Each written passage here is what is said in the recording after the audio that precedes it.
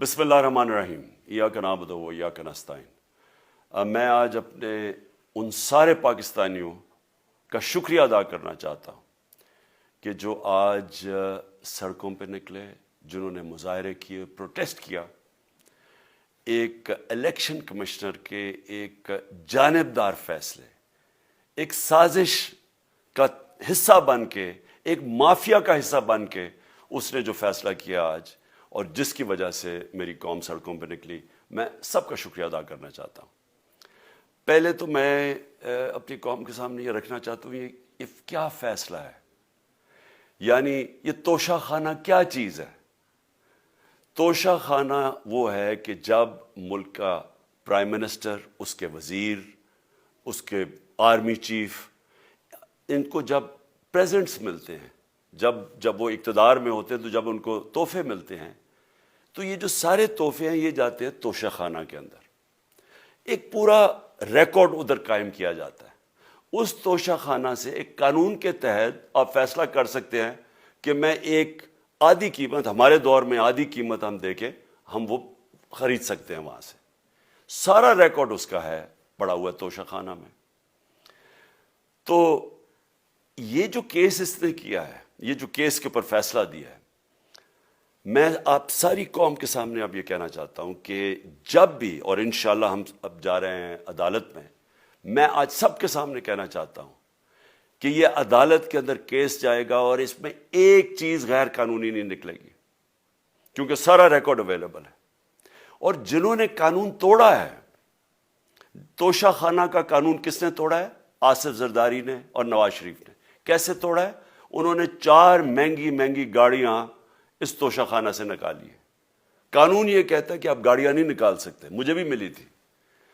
تو ان کے کیس تو سنے نہیں، ان کے 10 سال سے کیس پڑے ہوئے جو انہوں نے یہ گاڑیاں غیر قانونی طور پہ نکالی تھی۔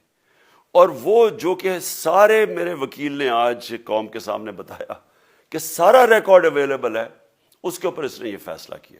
تو پہلے تو ہم جائیں گے انشاءاللہ عدالت میں، لیکن میں اس الیکشن کمیشنر کے اوپر اپنی قوم کے سامنے اس کا ذرا اصلیت رکھنا چاہتا ہوں۔ یہ وہ آدمی ہے جو پچھلے 2.5 سال سے ہمارے خلاف فیصلے دے رہا ہے۔ 8 یا 9 دفعہ اس نے ہمارے خلاف فیصلہ دیا، ہم عدالت میں گئے اور عدالت نے اس کے فیصلے اوور ٹرن کر کے ہمارے حق میں فیصلے دیے، کیونکہ اس کے جو فیصلے تھے وہ غیر جانبدار نہیں تھے۔ ہم ای وی ایم مشینز کے اوپر کوشش کرتے رہے کہ اس ملک میں صاف اور شفاف الیکشن ہو، 2 سال کوشش کرتے رہے۔ اس الیکشن کمیشن نے پیپلز پارٹی اور نون لیگ کے ساتھ مل کے وہ نہیں ہونے دیا۔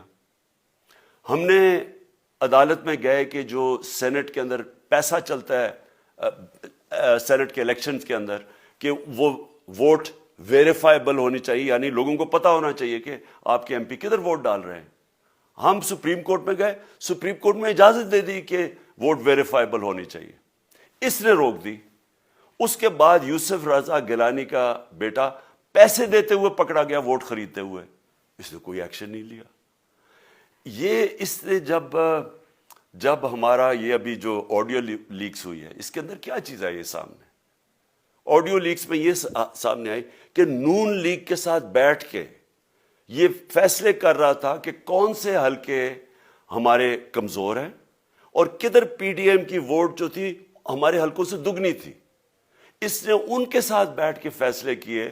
یہ جو ابھی حال ہی میں الیکشن ہوئے ہیں، اسی الیکشن کمیشن نے، اس نے پہلے بھی جب پنجاب کے بائی الیکشن ہوئے تب بھی پوری الیکشن کمیشن کی مشینری نے ان کی مدد کی، اور اس کے گورنمنٹ بھی پنجاب میں انہی کی تھی، گورنمنٹ کی مشینری نے بھی پوری مدد کی۔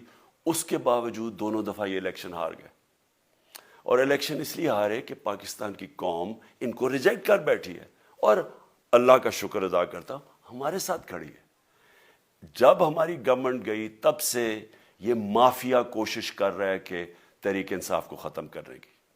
پہلے تو انہوں نے گورنمنٹ گرائی بیرونی سازش، پھر انہوں نے کروڑ روپیہ خرچ کیا، 20 یا 25 کروڑ روپے کی ووٹیں خریدی، لوگوں کو لوٹا بنایا، ہماری گورنمنٹ گرائی۔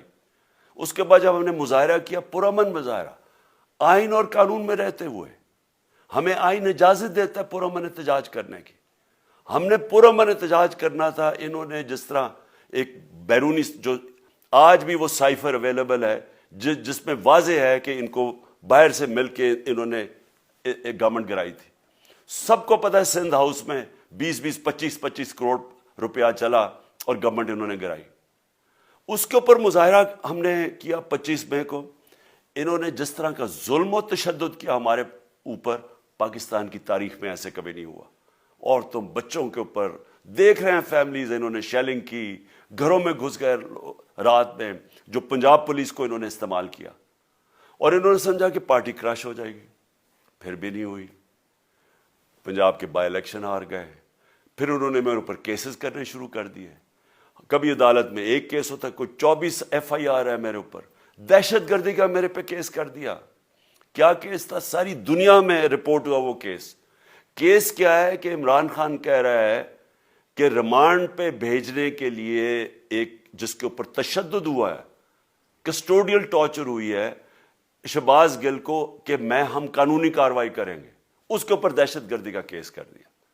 تو پوری کوشش کرتے رہے نہ کسی طرح اس کو, کیونکہ میچ میں تو آپ کھیل نہیں سکتے تھے, تو عمران خان کو میچ سے نکال دو باہر. یہ شروع سے ان کی کوشش تھی. پتہ ان کو چل گیا کہ عوام آ گئی ہے کھڑی ہو ہمارے ساتھ. بڑے میں جلسے ہوئے ہیں, کبھی اتنے بڑے جلسے ہوئے ہی نہیں پاکستان میں. اور پھر یہ جو ابھی جو الیکشن ہوا ہے اس کے اندر پوری پلاننگ کرتے ایک کینڈیڈیٹ کھڑا کر کے پھر بھی ہار گئے. تو یہ مجھے پہلے ہی پتا تھا کہ انہوں نے اس کا رزلٹ کیا آنا ہے. میری ساری پارٹی کو پتا ہے, میں نے ان کو واٹس ایپ کیا, اپنے سارے لوگوں کو بتایا. مجھے کل رات میں نے سب کو بتا دیا کہ اس نے ڈسکوالیفائی کرنا ہے, کیونکہ یہ اس سازش کا حصہ ہے, یہ مافیا کا حصہ ہے. اور مافیا کیا کوشش کر رہی ہے یہ ذرا ساری قوم سن لو. جو پاکستان کی سب سے بڑی پارٹی ہے, جو فیڈرل پارٹی ہے, باقی پارٹیز تو اب صوبائی پارٹیز رہ گئی ہیں, چھوٹی سکڑ کے ہو گئی ہیں فیملی پارٹیز. جو سارے ملک کے اندر ایک فیڈرل پارٹی ہے اس کو ختم کرنے کی کوشش کر رہے ہیں. اور یہ میں پھر سے اس ملک کی تکلیف دے جو ہمارا تاریخ کا حصہ تھا, جب ایسٹ پاکستان ہمارے سے علیحدہ ہوا, کیا ہوا تھا؟ جو پارٹی کو سب سے بڑا مینڈیٹ ملا اسی پارٹی کو ختم کرنے کی کوشش کی. ملک کا جو ہوا وہ تاریخ کا حصہ ہے. یہ پھر کوشش کر رہے ہیں کہ ایک پارٹی جو ساری فیڈریشن کو اکٹھا رکھ سکتی ہے اسی پارٹی کو ختم کرنے کی کوشش کر رہے ہیں کہ جناب عمران خان کو کسی طرح ڈسکوالیفائی کریں اور پھر الیکشن ہو. اور پھر مجھے اور نواز شریف کو ایک ہی طرح دکھایا جا رہا ہے کہ اچھا جی عمران خان بھی ڈسکوالیفائی ہو گیا تو نواز شریف بھی ہو گیا. نواز شریف اس ملک کا بڑا مجرم ہے. 30 سال سے چوری کر رہا ہے اس ملک کا پیسہ باہر. بڑے بڑے محلات ہیں اس کے اور اس کے بچوں کے باہر. ایک رسید نہیں دکھا سکتا کہ پیسہ کدھر سے آیا. میں نے کرکٹ کھیلتا تھا تو میں نے ایک فلیٹ خریدا. میں تو پبلک آفس ہولڈر بھی نہیں تھا.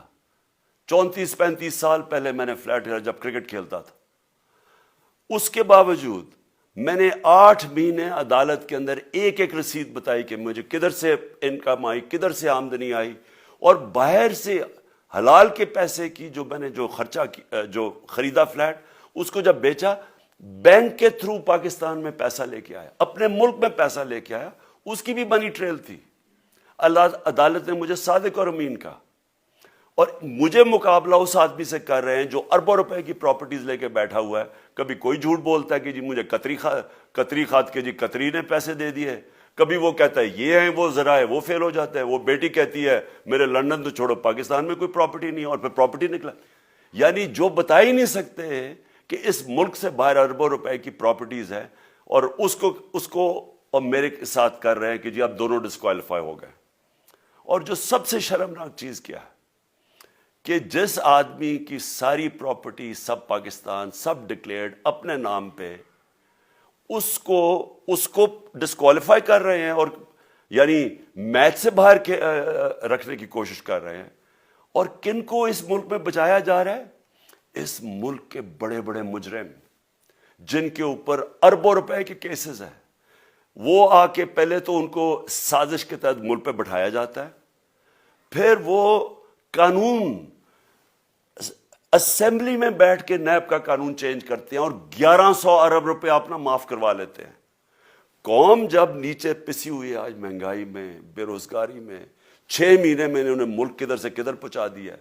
آج دنیا کہہ رہی ہے کہ پاکستان قرضے نہیں اپنے واپس کر سکتا, ہمارے بانڈز کریش کر گئے ہیں, ہماری انڈسٹری نیچے جا رہی ہے, ہمارا فورن جو پاکستان میں ڈالرز آنے تھے ایکسپورٹس بھی نیچے جا رہی ہیں, ریمیٹنس بھی نیچے جا رہی ہے, ملک کی دولت کم ہو رہی ہے, گروتھ ریٹ نیچے چلی گئی ہے, کسان علیحدہ سڑکوں پہ نکلے ہوئے ہیں, ٹیکسٹائل انڈسٹری وہ 20% بند ہو گئی ہے.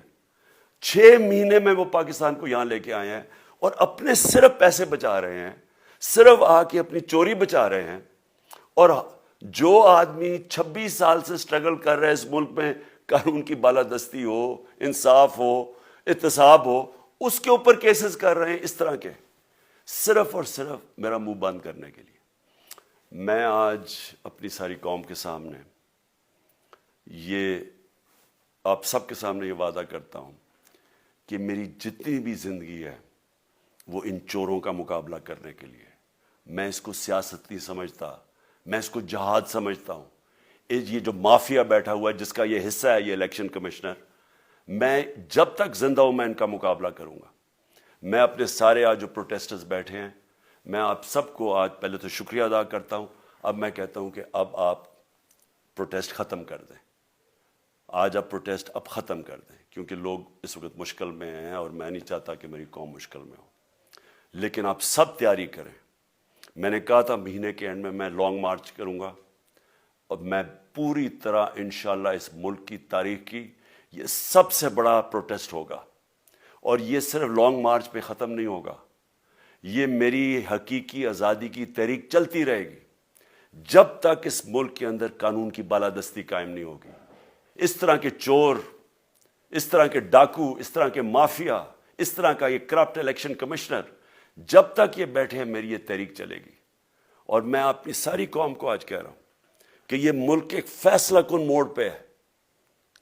اگر ہم جو اللہ کا حکم ہے کہ ظلم اور ناانصافی کے سامنے کھڑے ہو, جہاد کرو, اللہ کا حکم ہے امر بالمعروف, اچھائی کے ساتھ کھڑے ہو اور اس طرح کے چوروں کے خلاف کھڑے ہو, جب تک ہم قوم اس فیصلہ کن وقت پہ اب جدوجہد کرنے کے لیے تیاری نہیں کریں گے, ہم ان چوروں سے اپنی جان نہیں چھڑا سکیں گے.